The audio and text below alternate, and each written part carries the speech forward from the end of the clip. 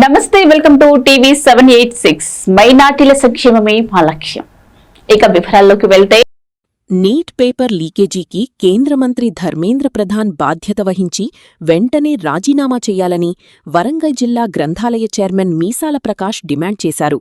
వరంగల్ నగరం తెలంగాణ జంక్షన్లో కాంగ్రెస్ అధినేతనైన రాహుల్ గాంధీ, ప్రియాంక అక్రమ అరెస్టును నిరసిస్తూ కాంగ్రెస్ రాష్ట్ర నాయకులు గోపాల్, నవీన్ రాజు ఆధ్వర్యంలో ధర్నా నిర్వహించడం జరిగింది. కార్యక్రమంలో గ్రంథాలయ జిల్లా చైర్మన్ మీసాల ప్రకాష్, నాయకులు చింతాకుల అనిల్, జారతి రమేష్, సదానందం, సురీష్, సుధాకర్, కేడల పద్మ, హరిత, సునీత, పోషాల పద్మ తదితరులు పాల్గొన్నారు. ఈ సందర్భంగా మీసాల ప్రకాష్ జాతీయ నాయకుడైన రాహుల్ గాంధీ, ప్రియాంకాని అక్రమ అరెస్టు చేయడాన్ని ఖండిస్తున్నామన్నారు. భారతదేశంలో ప్రశ్నించే హక్కు ప్రతి ఒక్కరికీ ఉంది అనన్నారు.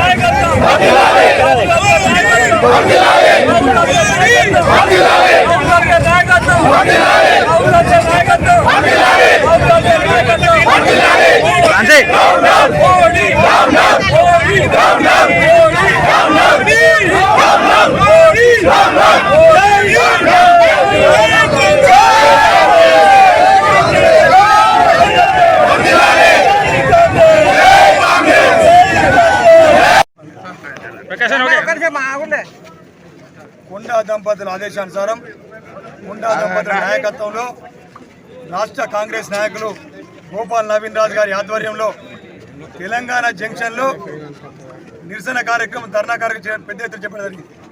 ఇవాళ ఏఐసిసి అగ్రనేత, పార్లమెంట్లో ప్రతిపక్ష నాయకులు శ్రీ రాహుల్ గాంధీ గారు, ప్రియాంక గాంధీ గారు, ఏఐసిసి అధ్యక్షులు మల్లికార్జున ఖర్గే గారు, ఏఐసిసి ప్రధాన కార్యదర్శి కేసీ వేణుగోపాల్ గారి ఆధ్వర్యంలో ఇవాళ మోడీ ప్రభుత్వం అరాచకం చేస్తున్న సందర్భంగా 21 మంది నీటి విద్యార్థులు ప్రాణాలను త్యాగం చేసినారు.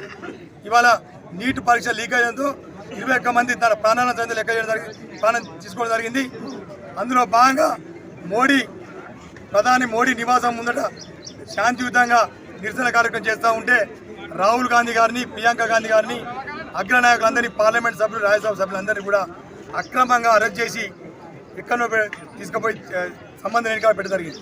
మరి ముఖ్యంగా ఏంటంటే ఇవాళ మొన్న జంతర్ మంతర్ దగ్గర నీటి విద్యార్థులు ఎవరైతే ఉన్నారో ఇవాళ దేశవ్యాప్తంగా ఇలా నీటి లీకేజ్ కారణంతో నిరాహార చేస్తున్న మన భారత సైంటిస్ట్ ఎవరైతే ఉన్నారో 21 రోజుల పాటు అమలు జరిగింది.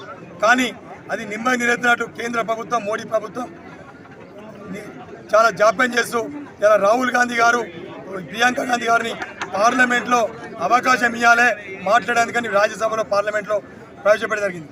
కానీ వారికి అవకాశం ఇవ్వకుండా గొంతు నొక్కి ఇవాళ వారు నిరసన దీక్ష శాంతియుతంగా చేస్తూ ఉంటే అక్రమంగా అరెస్ట్ చేసి ఎక్కడో పెట్టడం జరిగింది.